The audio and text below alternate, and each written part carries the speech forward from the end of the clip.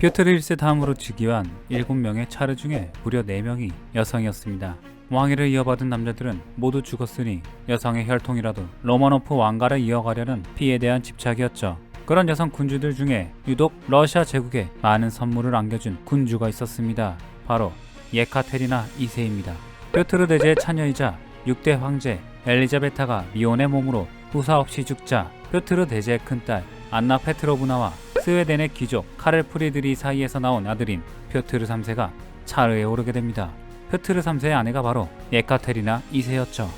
재위 기간의 시작과 끝이 같네요. 남편이 너무 무능력하니까 그의 아내가 남편의 황제 임명장 인장이 채 마르기도 전에 남편을 쫓아내고 황제 자리에 올랐기 때문이죠. 남편이란 작자는 조금 무능력했던 것이 아니고 심하게 무능력했습니다. 러시아 제국에게 굴러 들어온 호박을 박살내버렸기 때문이죠. 당시 유럽은 전쟁으로 시끄러웠어요. 오스트리아 왕위계승 전쟁에서 프로이센 왕국에게 노른자 땅이었던 슬레지안 지방을 빼앗긴 오스트리아의 마리아 테레지아는 복수를 위해 기존의 동맹관계를 뒤엎고 새 판을 짭니다.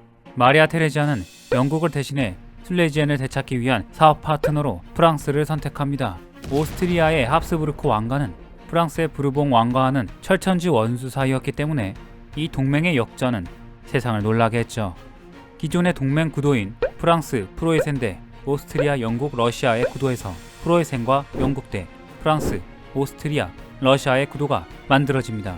이 전쟁 구도는 퐁파두르 부인 마리아 테레지아, 엘리자베타가 주도했기 때문에 삼부인 동맹이라고도 불립니다. 프랑스가 영국령 마요르카 섬을 공격하며 각국의 이해관계가 얽히고 설킨 세계대전급의 전쟁, 7년 전쟁이 막을 올립니다. 게다가 러시아의 동맹군에 스웨덴과 스페인까지 합세해 프로이센은 사방에서 적을 맞게 됩니다. 군사 천재였던 프리드리 2세는 먼저 기습적으로 오스트리아의 수도 빈을 점령해 오스트리아를 빠르게 항복시키고 러시아를 막아낼 계획이었습니다. 합스부르크 제국의 일원인 보헤미아 왕국의 수도 프라하의 점령이 코앞이었지만 프로이센은 1757년 6월 콜린 전투에서 패배하며 계획은 물거품이 됩니다. 그 틈에 러시아는 프로이센의 군대를 격파하고 동프로이센 지역을 점령합니다. 하지만 러시아가 유럽으로 들어가는 통로는 겨울에는 아주 추웠고 여름에는 진창으로 변하는 곳이었죠. 게다가 러시아의 고질병인 긴 보급로 때문에 프로이센의 영토에 더 깊이 들어가지 못하고 철수했다가 다시 침공하기를 무한 반복하게 됩니다. 프리드리히는 어떻게든 오스트리아와 러시아군의 연계를 막으려고 했습니다. 하지만 병력 맞바꾸기 소모전이 계속되었고 결국 1759년 8월 12일에 크네르스드루프에서 벌어진 러시아 오스트리아 연합군과의 전투에서 배쇄진을 처할 만큼 고노에 몰리게 됩니다. 이 전투의 패배로 프로이센은 방어전으로 일관할 수밖에 없게 되죠.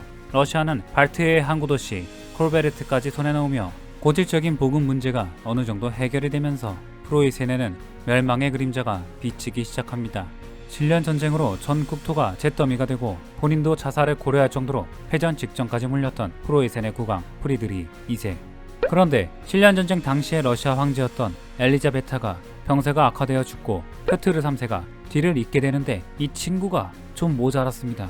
퓨트르 3세는 프리드리 2세의 업적과 영웅담을 동경했는데 유리하게 진행되던 전쟁의 판세를 리셋하고 전쟁 이전의 영토로 회복하자는 황당한 화친 조약을 자신의 우상인 프리드리히에게 제안한 겁니다. 프리드리히 2세는 당연히 냉큼 받아들이죠. 오스트리아의 마리아 테레지아는 어안이 벙벙했지만 국력을 너무 소모한 탓에 역시나 전쟁을 흐지부지 끝낼 수밖에 없었죠. 동프로이센 지역은 프로이센에게 너무나 중요한 곳이었어요. 러시아는 동프로이센을 담보로 해 다른 영토를 충분히 요구할 수 있었던 겁니다. 러시아 관료들이 이런 퓨트르 3세 꼬구짓을 보고 얼마나 어이가 없었겠어요. 독일인들은 이 믿을 수 없는 일을 두고 브란덴부르크가의 기적이라고 부릅니다. 7년 전쟁은 결국 러시아에게 어떤 이득도 남기지 못한 채 끝이 납니다. 당시 퓨트르 3세를 즉위시키려는 엘리자베타를 많은 신하들이 뜯어 말렸다고 해요. 하지만 모자른 조카를 위하는 이모의 마음이었을까요? 박바구겨서 그를 즉위시킨 겁니다. 그런데 이게 또 러시아에게 전화위복이 됩니다. 비상한 능력을 가진 조카 며느리 예카테리나 2세가 있었던 겁니다. 예카테리나는 퓨트르 3세에게 불만을 가진 귀족들을 등에 업고 남편을 몰아내고 황제의 자리를 차지합니다. 그녀의 몸에는 로마노프 왕가의 피는 단 한 방울도 흐르지 않았기 때문에 정통성에 문제가 있었지만 이를 무시하고도 남을 업적을 보여줍니다. 예카테리나는 지금의 러시아의 안팎에서 분쟁 중인 여러 지역에서 나오는 잡음에 대해 당연히 우리 속국인데 왜 독립하겠다고 난리야?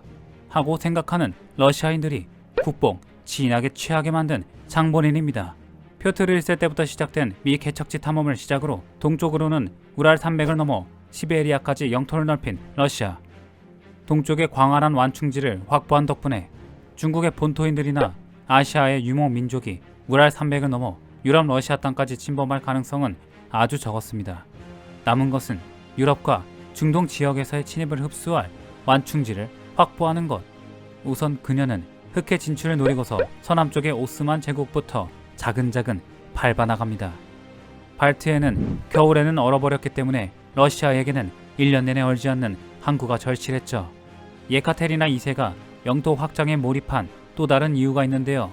그녀는 남편을 쫓아내고 얻은 불안정한 정통성을 확보하기 위해 유럽의 강대국들의 군주들처럼 계몽 군주로서 두각을 나타내고 싶어 했어요. 하지만 그녀의 치세 초반의 노력이 오랫동안 무한대에 가까운 호사를 누렸던 귀족들의 거센 반대로 물거품이 되자 대외 정책으로 시선을 돌릴 수밖에 없었던 것이죠. 흑해 연안과 크림반도는 오스만 제국의 종속국이 된 크림 칸국의 영토였습니다. 러시아는 오랫동안 크림 칸국의 종주권을 두고 오스만 제국과 외교적인 다툼을 이어왔죠. 예카테리나는 여기에 종지부를 찍으려고 오스만을 상대로 1768년에 전쟁을 일으킵니다. 아직까지는 오스만 제국은 강대국으로 인정받고 있었습니다. 그럼에도 불구하고 예카테리나 2세의 군사적인 능력으로 대승을 거둔 러시아는 퀴치카이나르자 조약을 맺고 염원하던 흑해 진출을 달성하는데요. 오스만 제국은 우크라이나 남부, 몰다비아 일부를 러시아에게 내어주고 크림 칸국에 대한 종주권을 포기하게 됩니다. 게다가 러시아는 아조프와 케르치 지역을 할양받고 보스포루스 해협을 항해할 수 있는 권리를 얻게 되어 해상 무역을 활발하게 할 수 있게 되었죠.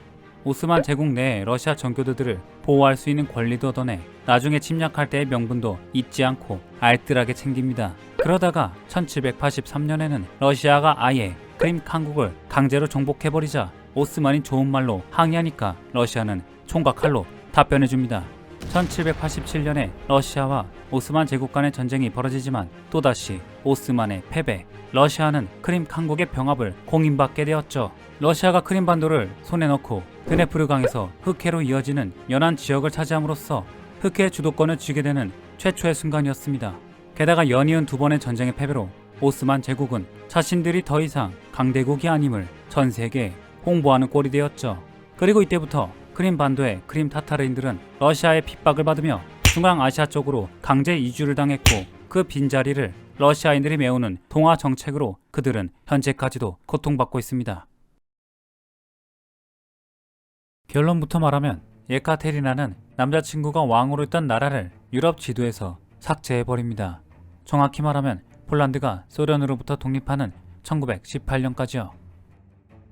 당시 폴란드는 예카테리나가 입김을 넣어 1764년에 남자친구였던 스타니스와프 2세가 국왕의 자리를 차지하고 있었어요. 근데 이 양반이 모질인은 아니었는데 망해가던 폴란드를 개혁하려고 노력해요. 귀족들과 국민들도 여기에 크게 반대하진 않았어요. 그런데 서쪽으로부터 강풍이 불어옵니다. 자유주의라는 태풍이었죠. 폴란드의 일반 국민들은 좀 더 급진적인 개혁을 요구했고 반대로 귀족들은 자신들의 기득권이 무너질까봐 두려워하고 있었습니다. 그러던 중에 스타니스와프를 러시아의 앞잡이라고 몰아가며 반러시아 귀족들이 봉기를 일으킵니다. 개혁이고 나발이고 자리는 보존해야 했던 스타니스와프는 자신의 애인에게 SOS 요청을 합니다. 프로이센에게 빼앗긴 플레젠 지방을 되찾기 위해 7년 전쟁에 뛰어들었었던 오스트리아의 마리아 테레지아는 여전히 이곳의 수복을 노리고 있었습니다. 이는 7년 전쟁에서 가장 많은 피해를 입은 프로이센에게는 중대한 위협이었죠. 7년 전쟁 이후 여력이 남아있던 러시아는 오스만 제국의 영토였던 몰도바, 우크라이나 남부 땅을 잠식하고 있었습니다.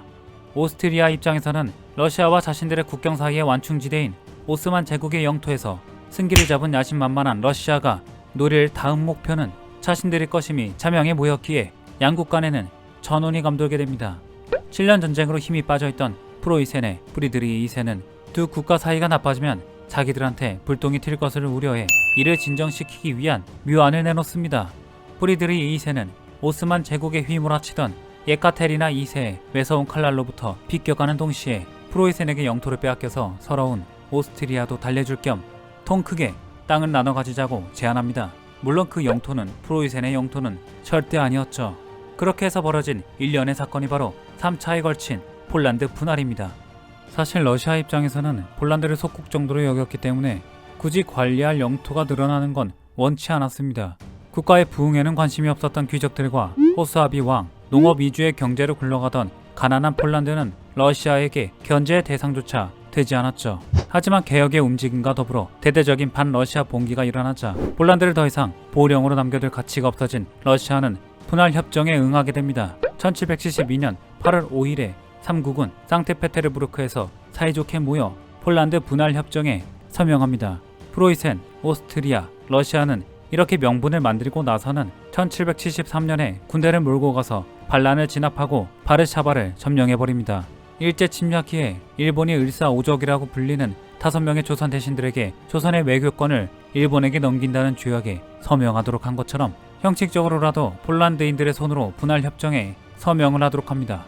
이를 위해 바르샤바 점령군은 폴란드 의회인 세임을 억지로 소집합니다. 세임은 투표를 통해 중요 사안이나 외교 문제를 결정했는데 이 세임을 통해 자국의 영토를 타국에 내어주는 조약에 승인하도록 한 겁니다. 세임에 참여하는 귀족들은 만장일치제를 원칙으로 하는 리베룸 베토라고 불리는 특권을 가지고 있었습니다. 세임에 속한 귀족 한 명이라도 이 특권을 사용한다면 조약이 통과되지 못하게 되는 겁니다. 나라를 팔아먹을 수 없다며 극렬히 저항하던 일부 귀족들을 배제하기 위해서 3국은 세임의 투표 규칙을 만장일치제가 아니라 다수결 제도로 바꾸도록 합니다. 그리고 나서 대부분의 귀족을 매수하거나 협박해서 찬성표를 던지게 만들어 조약 협정을 통과시키죠. 9월 22일에 폴란드 의회에서 비준해 1차 폴란드 분할을 하게 되는데요. 폴란드는 인구의 거의 절반과 국토의 3분의 1을 잃었습니다.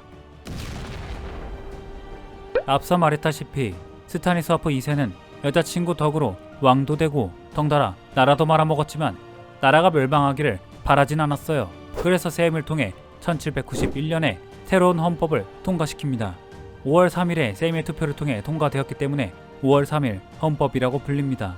아주 근대적이고 혁신적인 감각으로 쓰여진 내용이 많이 담겨 있었어요. 특히 세임에 참석하는 귀족들이 가진 임의적인 거부권을 폐지하는 내용을 담고 있었는데요. 이 거부권이 바로 아까 언급한 리베룸 베토입니다. 폴란드 정치 특유의 오랜 전통인데요. 귀족들은 자신의 기득권을 줄일 여지가 있는 법률이 튀어나올 때마다 막강한 거부권을 행사해 왔으니 어떤 개혁도 지속되지 못하고 폴란드가 이 모양 이 꼴이 되었던 것이죠. 전통은 민족의식을 고취시켜 나라의 정체성을 이루기도 하지만 나라를 골마 터지게 만드는 멸망의 씨앗이 되기도 합니다. 5월 3일 헌법이 세임에서 승인되자 예카테리나 2세는 노발대발합니다. 프랑스와 그 주변국을 혁명으로 불태우고 있던 자코뱅파의 영향력이 러시아에도 미칠까봐 두려워했습니다. 예카테리나는 계몽 군주의 가면을 쓰고 있었지만 지극히 보수적이고 잔혹한 전제 군주였기 때문입니다. 폴란드를 가만히 두고 볼 여자가 아니었죠. 때마침 5월 3일 헌법에 맹렬히 반대했던 폴란드의 대귀족들이 러시아의 중재 아래 타르코비차 연맹을 결성합니다. 헌법 이전의 상태로 돌려 자신들의 기득권을 지키기 위해 또다시 폴란드에 외세를 불러들인 겁니다. 그들에게는 더 이상 자신들이 속한 국가가 어디인지는 크게 중요하지 않았습니다.